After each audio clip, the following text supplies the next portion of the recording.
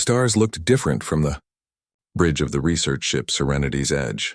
Dr. Lisa Martinez pressed her face against the observation window and watched the distant suns twinkle in the endless black of space. She had been studying alien life forms for 10 years, but she had never found any. Today might be different. "Lisa, you need to see this," called Jake Sullivan from his station.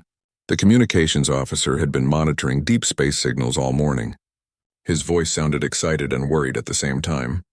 Lisa walked over to Jake's console. The screen showed waves of strange signals coming from somewhere far away. The patterns looked like nothing she had ever seen before. They were not random noise from dying stars or solar storms. These signals had purpose. "How long have you been getting this?" Lisa asked.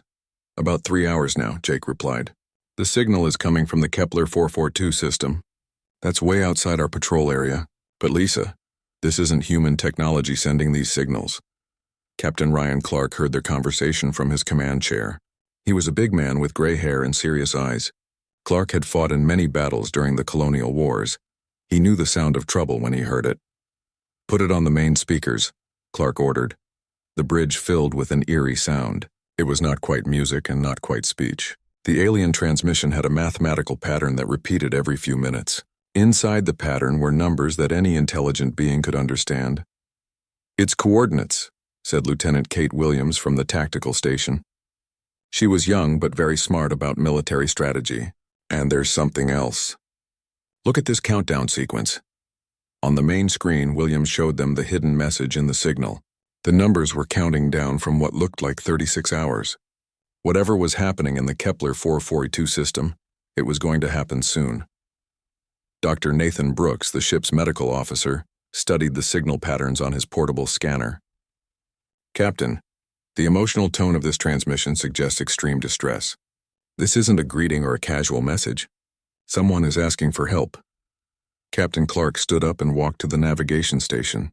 Their current mission was to study rock formations on dead planets. It was important work, but it was also boring. The Admiralty had given them strict orders to stay in their assigned sector. "Amy, how long would it take us to reach that system?" Clark asked the chief engineer. Amy Foster looked up from her engine diagnostics. She was a small woman with quick hands and a brilliant mind for machines. "If we push the jump drive hard, maybe 18 hours.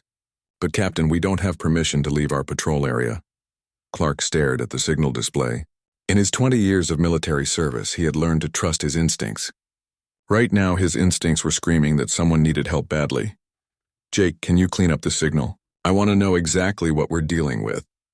Sullivan worked at his console for 10 minutes. Slowly, the alien transmission became clearer.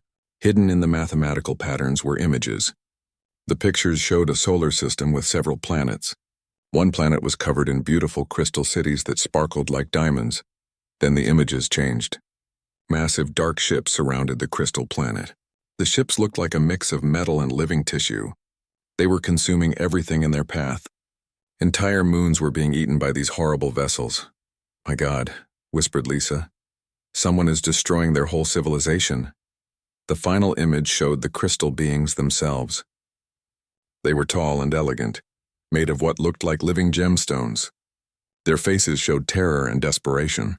At the bottom of the image were symbols that Jake translated as, "Please help us." Captain Clark made his decision. "Amy, prepare the jump drive. Kate, alert all stations for possible combat. Nathan, get the medical bay ready for refugees."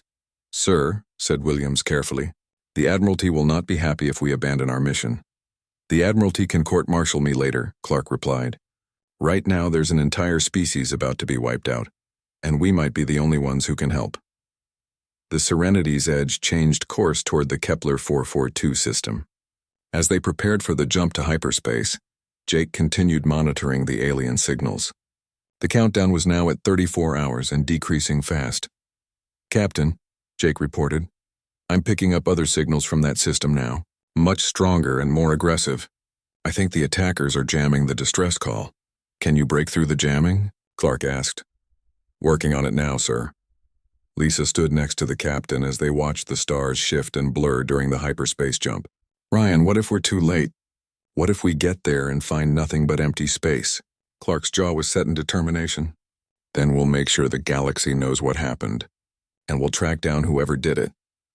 The ship jumped through hyperspace toward the unknown system. None of them knew that this moment would change human history forever. They were not diplomats or explorers. They were just people who heard someone crying for help and decided to answer. 18 hours later, they dropped out of hyperspace at the edge of the Kepler 442 system. What they saw made everyone on the bridge fall silent. The crystal planet was still there, but barely. Huge sections of its surface had been stripped away, leaving ugly scars where beautiful cities once stood. Around the planet swarmed hundreds of dark bioships, each one the size of a human city. "Jake, send a message to Earth Command immediately," Clark ordered. "Tell them we need every warship they can send. We're looking at a genocide in progress." "What's our plan, Captain?" asked Williams. Clark studied the enemy fleet on the main screen. They were outnumbered 1,000 to 1, but he had faced bad odds before. "First, we make contact with the survivors. Then we figure out how to fight these things." The communications console lit up with an incoming signal. Jake looked shocked. "Captain, someone down there is trying to talk to us. The crystal beings know we're here. Put them through." A new voice filled the bridge, speaking broken but understandable English. "Human ship, please respond. We are the Zephyrians. We have been waiting for someone like you for a very long time. Can you truly help us fight the Devourers?" Captain Clark looked around at his crew. They were scared but ready. "Tell them we're going to try." The emergency meeting at Earth Command headquarters had been going for 3 hours. Admiral Patricia Hayes sat at the head of a long table, surrounded by the most powerful people in human space. The holographic display showed Captain Clark's battle reports from the Kepler 442 system. "Let me understand this correctly," said General Robert Kim from the Colonial Defense. "We have discovered 2 alien species. One is trying to eat the other one completely. And Captain Clark wants us to start an interstellar war to save people we just met." Admiral Hayes studied the images of the dying Zephyrian world. The crystal beings had been building their civilization for over 3,000 years. Now it was being destroyed in a matter of days by creatures that consumed everything in their path. "The Devourers have already wiped out 6 other intelligent species," Hayes said quietly. "The Zephyrians showed us the records. These monsters don't negotiate. They don't take prisoners. They eat entire worlds." Dr. Helen Parker, Earth's leading expert on alien psychology, leaned forward in her chair. "Admiral, we have to consider what this means for humanity. If these Devourers can destroy a civilization as old as the Zephyrians, what happens when they find Earth?" The room fell silent. Everyone knew she was right. Fleet Admiral Gregory Stone had been quiet during most of the meeting. He was the oldest person in the room and had commanded more space battles than anyone alive. When he finally spoke, his voice was calm and sure. "I fought in the resource wars when I was young," Stone said. "I watched millions of humans die because nobody wanted to get involved in other people's problems. We swore after that war that we would never let genocide happen again anywhere to anyone. But these aren't humans," argued General Kim. "Why should we risk our people for aliens?" Stone stood up and walked to the holographic display. He pointed at the images of Zephyrian children hiding in underground shelters. "Because if we don't help them today, there might not be anyone left to help us tomorrow." Admiral Hayes made the decision that would change human history. "We're going to war. Gregory, I want you to take the largest battle fleet we've ever assembled to the Kepler 442 system. Save as many Zephyrians as you can and destroy every Devourer ship you find." Within 6 hours, every human military base was buzzing with activity. The flagship USS Thunderbolt prepared for immediate departure, along with 12 heavy cruisers and 36 destroyers. The experimental dreadnought USS Retribution joined the fleet, carrying weapons that had never been tested in real combat. Captain Emma Rodriguez received her orders while her ship USS Lightning was refueling at Mars Station. She would lead the advanced scout wing to gather intelligence about Devourer tactics and weaknesses. Rodriguez was known throughout the fleet as fearless and smart. "How many enemy ships are we expecting to face?" asked her second-in-command, Lieutenant Commander Paul Sanders. Rodriguez looked at the tactical briefing. "Intelligence says at least 500 combat vessels plus 1 mothership, the size of a small moon." Sanders whistled softly. "And we're bringing how many ships?" 63 combat vessels and 20 support ships. "Those are not good odds, Captain." Rodriguez smiled grimly. "Since when do humans worry about fair fights?" Marine Colonel Tyler Mitchell was loading his assault troops aboard transport ships when Admiral Stone called him personally. Mitchell commanded the best ground fighters in human space, soldiers who specialized in boarding enemy vessels and urban combat. Tyler, I need you to figure out how to fight these bioships from the inside, Stone told him. The Zephyrians tried conventional weapons for days and barely scratched them. We need new ideas. Mitchell studied the classified reports about Devourer ship construction. The enemy vessels were part machine and part living creature. They could repair damage automatically and adapt to new threats. Admiral, my Marines have never fought inside a living ship before, Mitchell admitted, but we'll figure it out. I know you will. Humanity is counting on it. Dr. Helen Parker packed her research equipment and translation computers. She would be humanity's first official ambassador to an alien species, but under the worst possible circumstances. Her job was to coordinate with the Zephyrians and learn everything possible about their technology and culture.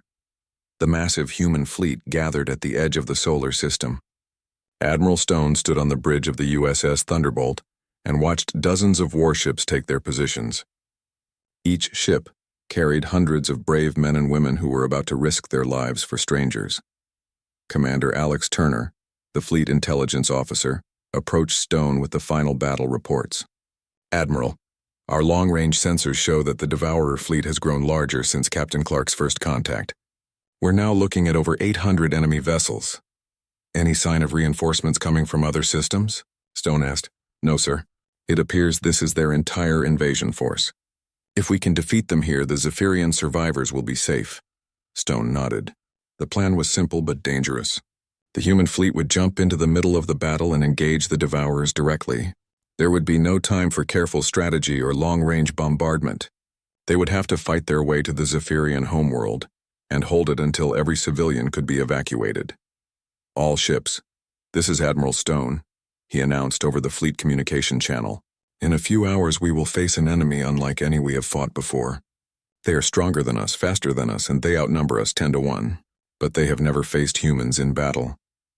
Throughout the fleet, thousands of sailors and Marines listened to their commander's words.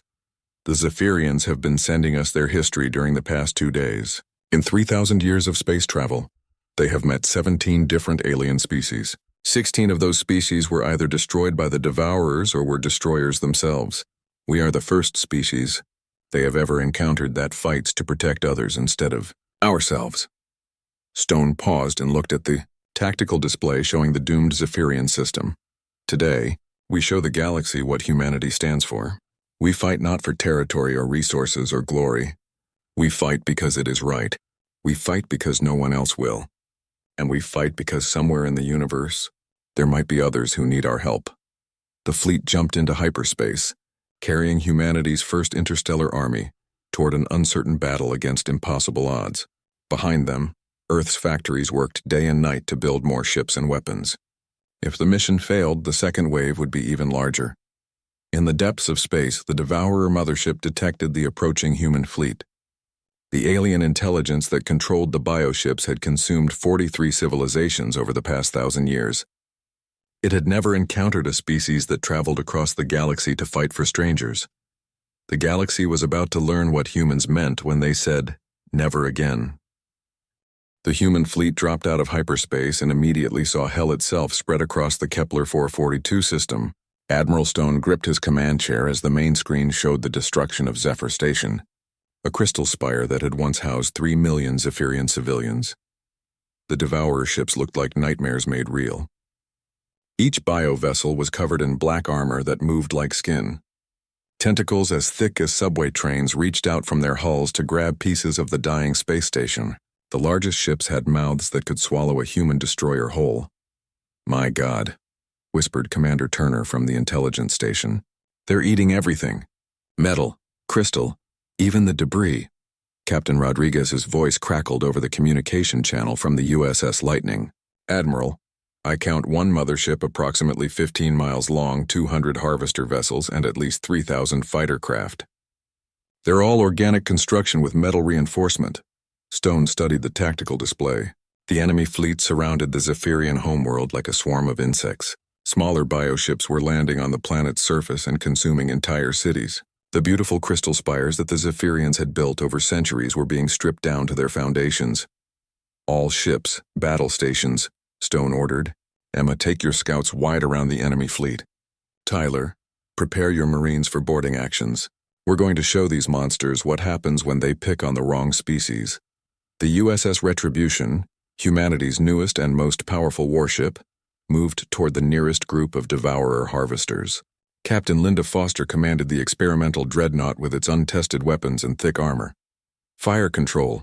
Target the largest harvester and give it everything we have, Foster ordered. The Retribution's main cannons fired streams of superheated metal at nearly light speed. The projectiles hit the bioship and tore massive holes in its living hull. Green blood and mechanical parts sprayed into space as the creature screamed through frequencies that hurt human ears. But the devourer ship did not die. Instead, smaller organisms poured out of the wounds and began rebuilding the damaged sections. Within minutes, the holes were sealed with new armor that looked even stronger than before. Captain, our weapons damaged it but didn't kill it, reported the Retribution's tactical officer. The thing is healing itself. Across the battle zone, the human fleet learned the same terrible lesson. Conventional weapons could hurt the devourers, but the bioships adapted and repaired faster than humans could destroy them. The enemy response was swift and horrible. The nearest devourer mothership released clouds of smaller organisms that swarmed toward the human fleet like angry wasps. Each organism was the size of a shuttlecraft and covered in sharp claws designed for cutting through ship hulls. The destroyer USS Phoenix found itself surrounded by dozens of the boarding creatures. They latched onto the ship's hull and began eating their way inside. Captain Jerry Walsh ordered his crew to seal all bulkheads and prepare for hand-to-hand combat. All hands, this is the captain, Walsh announced over the ship's intercom. We are about to be boarded by hostile alien life forms. Remember your training. Protect your shipmates and show these monsters that humans don't go down easy. The boarding organisms burned through the Phoenix's outer hull in 3 places. They poured into the ship like a living tide of claws and teeth and hunger. The human crew fought back with every weapon they had.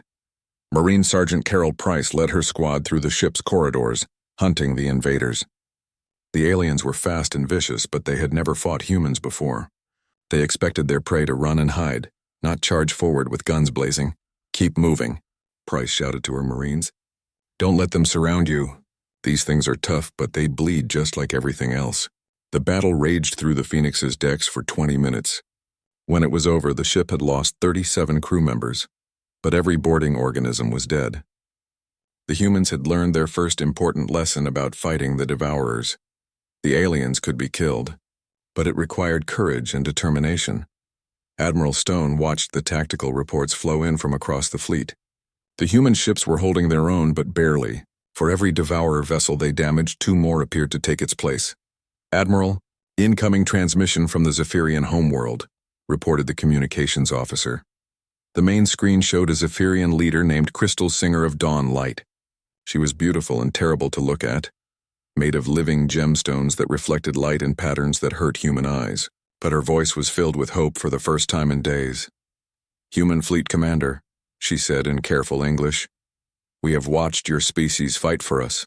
In 3,000 years, we have never seen such courage from strangers. How can we help you destroy these monsters? Stone leaned forward in his chair. What can you tell us about their weaknesses?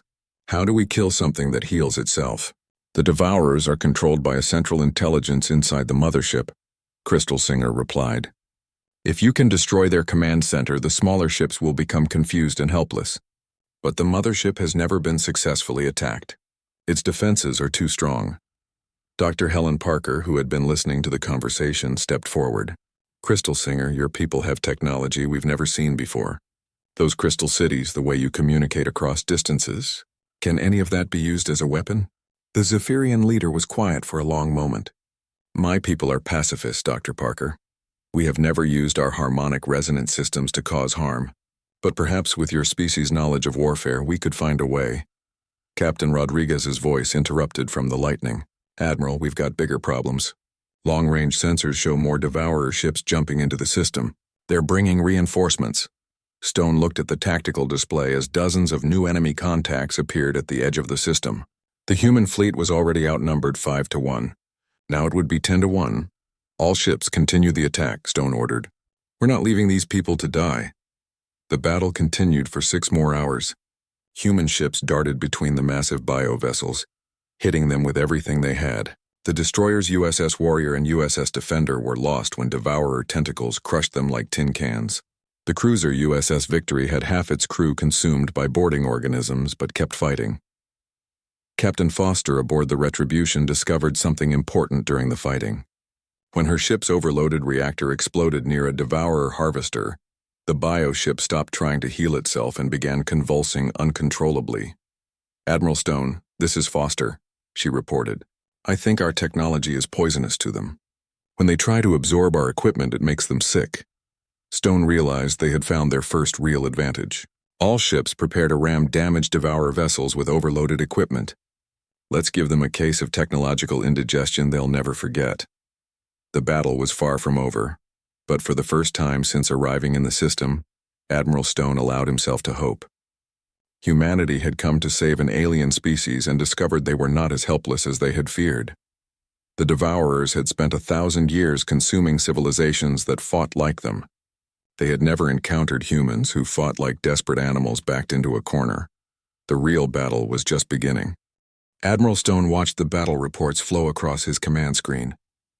The human fleet had been fighting the Devourers for 12 hours straight. They had learned to hurt the bioships, but the enemy still outnumbered them badly. Something had to change, or both humans and Zephyrians would be extinct by morning. "Turner, what's our status?" Stone asked his intelligence officer. Commander Turner looked exhausted but determined. "We've destroyed or damaged about 60 Devourer vessels, but they keep bringing up reinforcements from deeper in the system. Our ships are running low on ammunition and our crews are getting tired." Captain Rodriguez's voice came through the communication channel from her scout wing. "Admiral, I've been studying the enemy fleet patterns. The bioships don't think like individual vessels. They move like parts of a single organism. When we damage one of them, all the others react the same way." Stone leaned back in his command chair. Rodriguez was right. The Devourers fought like a hive mind, not like separate ships with separate crews. That gave them coordination, but it also meant they were predictable. "Emma, can you use that against them?" "Already working on it, sir. Give me 6 destroyers and I'll show you how humans fight when we stop playing fair." Colonel Mitchell's Marines had been boarding damaged Devourer ships for hours. What they found inside was both fascinating and horrible. The bioships were like living creatures, with corridors that were actually blood vessels and control rooms that looked like giant brains. "These things aren't ships at all," Mitchell reported to Admiral Stone. "They're animals, huge space-dwelling animals that have been turned into weapons, and I think I know how to kill them." Mitchell's assault teams had discovered that the Devourer bioships had nerve centers scattered throughout their bodies. Damage one nerve cluster and the whole ship would feel pain. Damage enough of them and the ship would die. "My Marines are good at fighting inside enemy vessels," Mitchell continued, "but these bioships heal too fast for normal tactics. We need to hit multiple nerve centers at the same time." On the Zephyrian homeworld, Dr. Parker worked frantically with Crystal Singer of Dawn Light to find a way to weaponize Zephyrian technology. The crystal beings had spent thousands of years developing harmonic, resonant systems that could communicate across vast distances and manipulate matter at the atomic level. "Your people's crystal technology creates vibrations that can shatter rock and metal," Parker explained. "What if we could focus those vibrations on the Devourer bioships?" Crystal Singer's gemstone face showed uncertainty. "Dr. Parker, our harmonic systems have never been used to cause harm. We would need to completely change our understanding of how they work." "Then we better learn fast," Parker replied, "because in a few hours there won't be any Zephyrians left to have philosophical discussions about violence." The breakthrough came when engineer Amy Foster aboard the USS Thunderbolt figured out how to combine human weapons with Zephyrian harmonic technology. The crystal beings could create resonance frequencies that made Devourer bioships vibrate themselves apart from the inside. "Admiral, this is Foster," she reported excitedly. "The Zephyrians just sent us the technical specifications for their harmonic resonators. If we can modify our missile warheads to carry crystal transmitters, we can turn their own healing systems against them." Stone smiled for the first time in hours. "How long do you need?" "Give me 2 hours and I'll have the first batch ready for testing." The tide of battle began to turn when Captain Rodriguez executed her plan to use the Devourer's hive mind against them. She took 6 destroyers on a high-speed run directly at the enemy mothership, then veered away at the last second. The massive bioship and all its escorts moved to intercept Rodriguez's attack. just as she had predicted. But while they were chasing her ships, the rest of the human fleet attacked the Devourer harvesters that had been left undefended around the Zephyrian homeworld. Now that's what I call a sucker punch. Rodriguez laughed as she watched enemy bioships scramble to protect their own fleet. The real breakthrough came when Colonel Mitchell's Marines successfully assaulted a Devourer command vessel using Foster's new harmonic weapons. The crystal resonators turned the bioship's nervous system into a weapon against itself. "All Marine units, this is Mitchell," he reported. "The harmonic charges work even better than we hoped. These bioships are like giant musical instruments, and we just learned how to play them." Marine Sergeant Danny Clark led his squad through the dying bioship's corridors as the creature's body convulsed around them. The harmonic resonators had disrupted every nerve center in the vessel, causing it to tear itself apart from within. "Keep moving," Clark shouted to his men. "This thing is going to collapse in about 5 minutes." The Marines escaped just as the bioship imploded, its living hull folding in on itself like a deflating balloon. Across the battle zone, other human boarding parties reported similar successes. They had finally found a way to kill the seemingly indestructible Devourers, but the enemy's response was swift and terrible.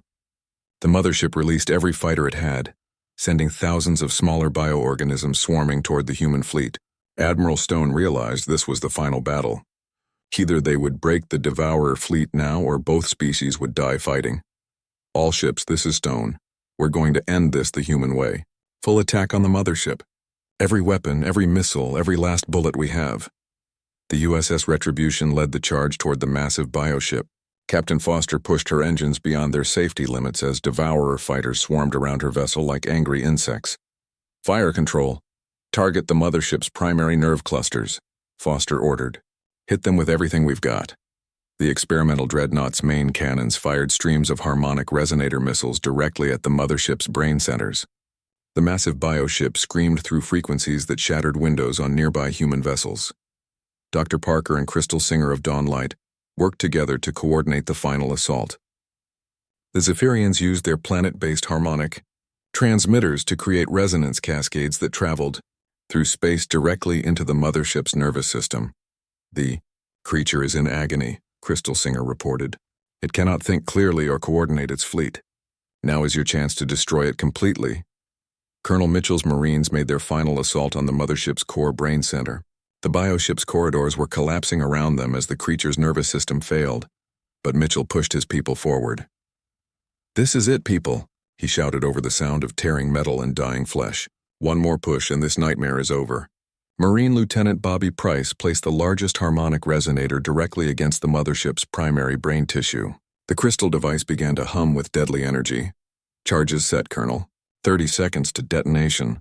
All teams evacuate immediately." The explosion tore through the mothership's brain like lightning through water. The massive bioship's death scream could be heard across the entire star system as its central intelligence finally died. Without the mothership's controlling mind, the remaining Devourer vessels began to drift aimlessly through space. Some tried to escape to hyperspace but lacked the coordination to navigate properly. Others simply shut down completely, their biomechanical systems failing without central commands. Admiral Stone watched the tactical display as the last enemy contacts disappeared from his screens. The battle was over. Humanity had won its first interstellar war. "All ships, cease fire," Stone ordered. "Begin search and rescue operations for any survivors." The cost had been terrible. 15 human ships were destroyed and over 2,000 brave men and women had died. But the Zephyrian civilization had been saved from complete extinction. More importantly, the galaxy had learned something new. For the first time in known history, someone had fought back against the Devourers and won. 6 months after the Battle of Kepler 442, Admiral Stone stood on the observation deck of Harmony Base and watched human and Zephyrian ships patrol the system together. The joint fleet moved through space with a coordination that would have seemed impossible before the war. The cost of victory had been high for both species. Nearly a third of the human fleet was destroyed, and millions of Zephyrians had died during the Devourer attack. But from that shared sacrifice had grown something the galaxy had never seen before, a true alliance between different species. "Admiral, the morning briefing is ready," said Commander Turner, who had been promoted after his excellent intelligence work during the battle. Stone walked to the briefing room where Captain Clark waited with the senior staff. Clark had been promoted to Commodore and now served as humanity's first official ambassador to an alien species. "What's our status, Ryan?" Stone asked. Clark activated the holographic display showing the entire Kepler 442 system. "The Zephyrian cities are being rebuilt faster than we expected. Their crystal technology combined with our construction methods is producing some amazing results. The new settlements are stronger and more beautiful than anything they had before." Dr. Parker entered the briefing room carrying a stack of translation devices. Over the past 6 months, she had become fluent in Zephyrian harmonic language and had taught dozens of humans to communicate with their crystal allies. "The cultural exchange program is exceeding all expectations," Parker reported. "We now have 50 human scientists working with Zephyrian researchers, and they've shared their complete stellar maps with us. We now know the locations of over 3,000 star systems." Stone nodded approvingly. The Zephyrians had been exploring space for millennia and had encountered 17 different alien species.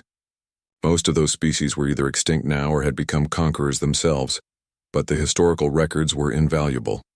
"Any word from Earth Command about our next mission?" Stone asked. Turner pulled up a classified message that had arrived that morning. "Admiral Hayes wants us to investigate another distress signal. This one is coming from the Andromeda Galaxy." The room fell silent. The Andromeda Galaxy was over 2 million light-years away from human space. No human ship had ever traveled that far. "Who's sending the signal?" asked Clark. "A species called the Andromedans," Turner replied. "According to their transmission, they're under attack by something called the Shadow Fleet. They specifically mentioned that they heard about humanity's victory over the Devourers and are asking for help." Stone studied the star charts showing the impossible distance to Andromeda. "How did they hear about us so fast?" "News of our battle couldn't have reached them yet." Dr. Parker looked up from her translation computers. "Actually, it could have. The Zephyrians told me that some species communicate through quantum entanglement networks that work faster than light. If the Andromedans are connected to that network, they could have heard about us within days of our victory." Captain Laura Bennett entered the briefing room wearing the uniform of the USS Prometheus. The ship had been renamed from USS Thunderbolt in honor of the human crews who died fighting the Devourers. "Admiral, my ship is ready for long-range deployment," Bennett reported. "We've been fitted with new Zephyrian crystal navigation systems and harmonic weapons. If you're thinking about going to Andromeda, the Prometheus can lead the way." Stone walked to the large window overlooking Harmony Base. Below them, human and Zephyrian workers labored together to build the largest space station ever constructed. The base would serve as headquarters for their joint defense alliance.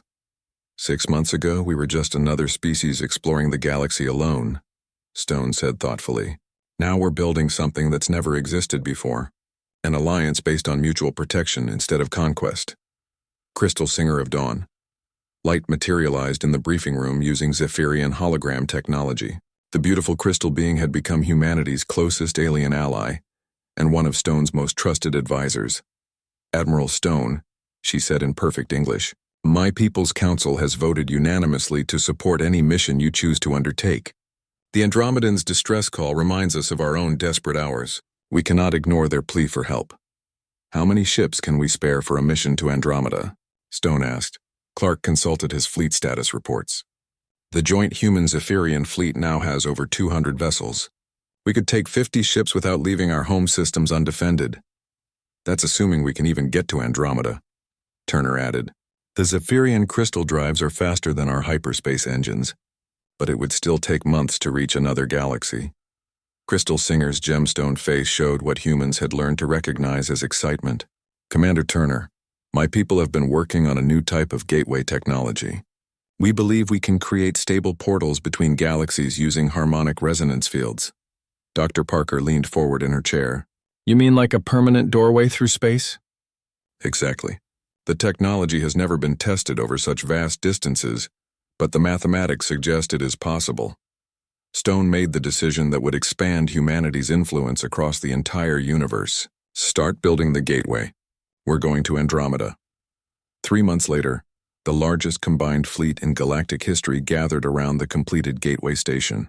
The massive ring-shaped structure used both human engineering and Zephyrian crystal technology to tear holes in the fabric of space itself.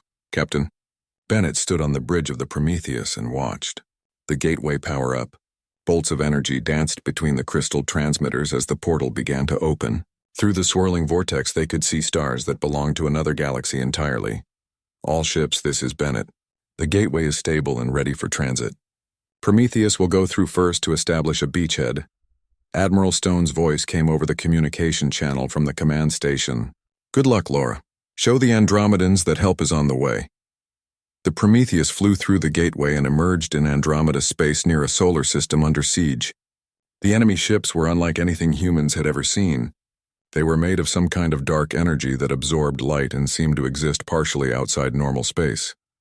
Admiral Stone, this is Bennett, she reported through the quantum communication link. The Shadow Fleet is real, and it's even worse than the Devourers. These things don't just eat matter. They consume light, heat, and energy itself. The response from Stone was immediate. The rest of the fleet is coming through now. Hold position and wait for support. 50 ships emerged from the gateway carrying the combined might of humanity and the Zephyrians. They faced an enemy that fed on the fundamental forces of the universe itself. But they had something the Shadow Fleet had never encountered before. They had hope, courage, and the absolute determination to protect innocent life wherever they found it. Captain Bennett watched the Shadow Fleet turn toward them with interest rather than fear. These dark entities had probably never seen beings willing to cross galactic distances to fight for strangers. All ships, this is Bennett. Remember why we're here. Someone asked for help and we answered. Let's show these shadow creatures what happens when they pick a fight with the good guys. The Second Interstellar War was about to begin, but this time humanity would not fight alone. They had allies, friends, and the knowledge that somewhere in the universe there were others who needed their protection. The age of human expansion across the galaxies had begun, and wherever they went they carried a simple message. No one fights alone anymore. The universe was about to become a much more dangerous place for bullies and monsters. Humanity had arrived and they brought friends,